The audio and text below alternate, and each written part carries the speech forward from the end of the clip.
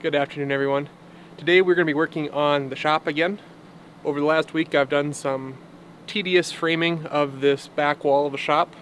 We have the upper windows done, and I also have the side boards framed up. And that's all because we're doing exterior insulation on this wall of the shop. We're doing this exterior insulation so that we can have this tongue and groove that you can see behind us. The finished side will be the finished wall of the shop on the inside. So it'll look really nice, and that way we can have kind of almost an accent wall, but it's also just look nice in the shop.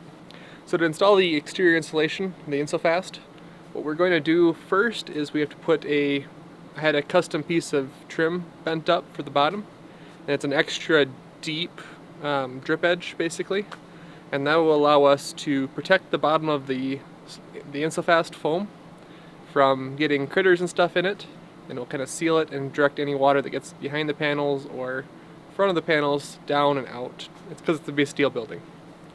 So we'll get that installed, then we'll do the house wrap, because we need to basically just put I'm going to call it a vapor barrier or air barrier, so that air doesn't travel through the wall. We get that done, and then we have, just off camera this way, we have 2 windows that we have to install after that. Get those installed. We'll see how far we get. So this is the profile that I had bent up. So it's basically like a normal drip edge or bottom flashing that you put on a steel building. Normally at this portion is much narrower, like 1.5 inches or 2 inches. And then this is your drip edge that gets the water out and drips onto the ground. I've also snapped a line off camera for where the top edge of this trim is supposed to go. So what we'll do is we'll get the end lined up. It actually is going to, because we're doing the exterior insulation, we needed a corner piece that we can nail and screw to. So we put this on the side wall here, and this trim actually will slip behind it and just cover up the bottom of that extension. Okay, I just put a nail up into this extension piece here, and now we'll go to the other end and we'll get it up on the line. Okay, that's the first piece of bottom trim up. So let's get the next piece installed. So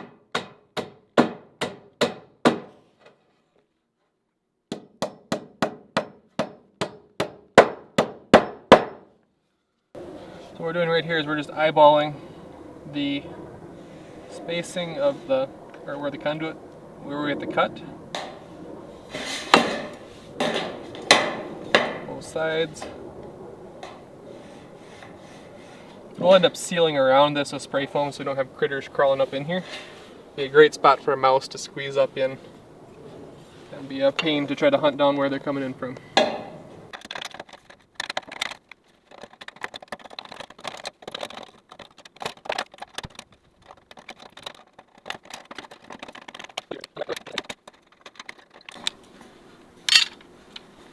And we're going to try to make this circle just a little bit more circular.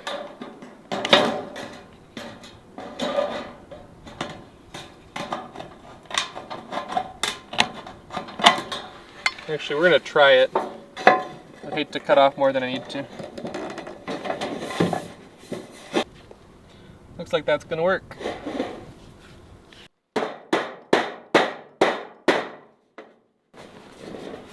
Okay, that'll work.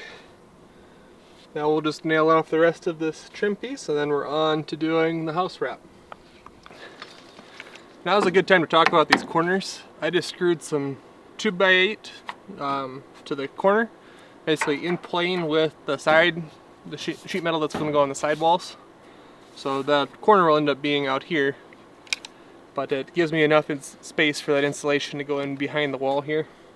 And then once I put my furring strips on, it should be a nice flat plane right off the corner. So I just wanted a good spot to be able to nail and screw wherever I needed to. Okay, we have our line snapped now for our reference line for the top of the roll of the house wrap. To install the house wrap, we are using some plastic cap nails. Normally, I've seen it done with like a staple hammer. I don't have one of those, so this is the next best option. I think these hold a little bit better too, longer term. especially if you're not going to cover it up right away. With wind load and all that, these support and keep your building fabric or building paper from tearing. So I'm leaving this long so it can wrap the corner trim board, and then also because there's some damage on the first little bit of the roll.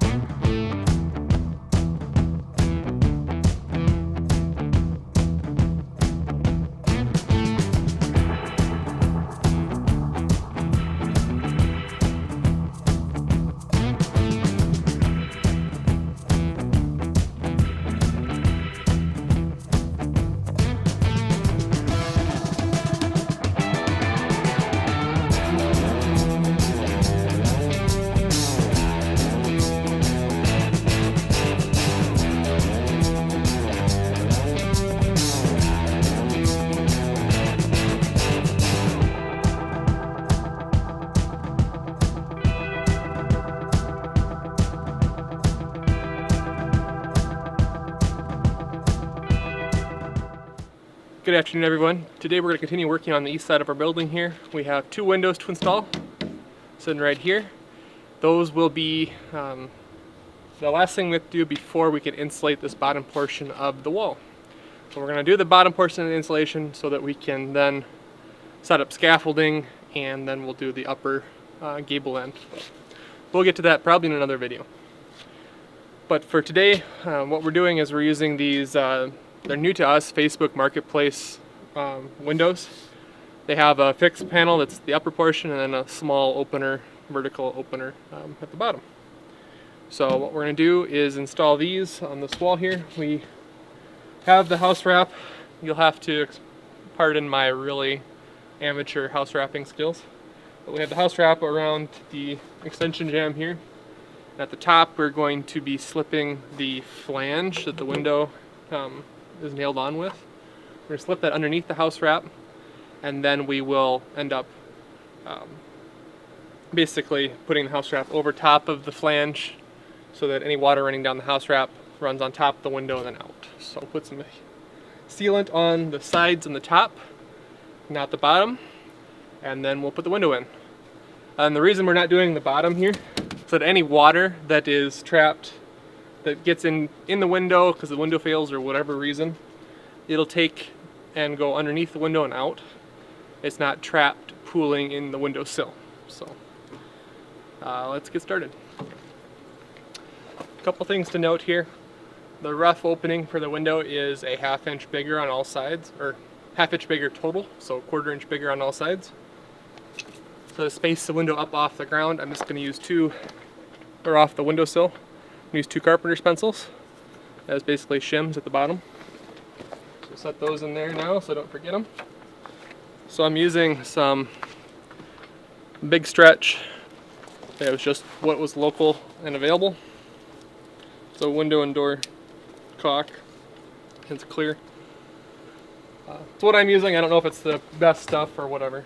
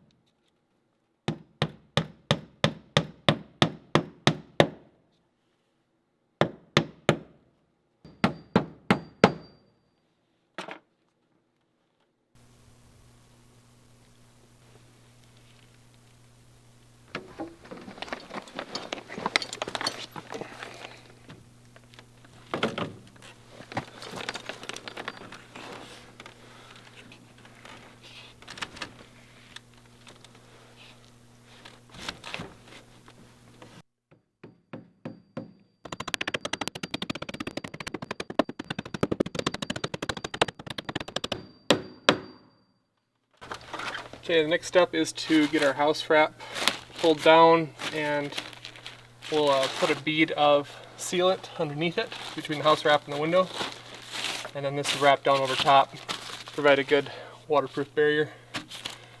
It's not going to be perfect just because of the way I had to wrap this with extension jams, but we'll end up putting window wrap around everything to seal everything up really good.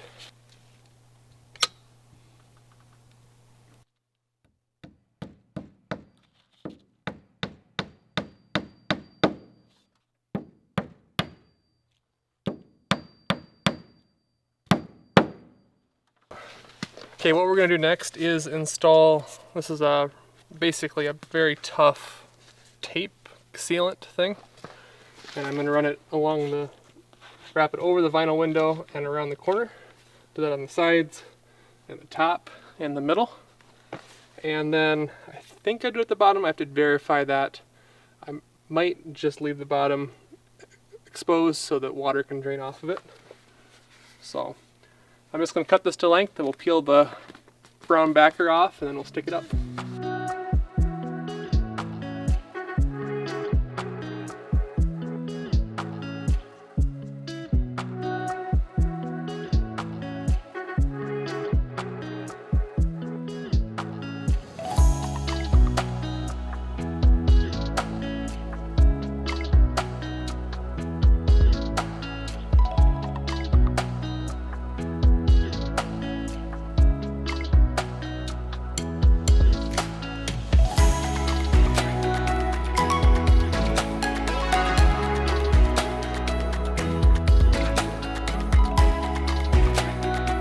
Okay, our windows are installed.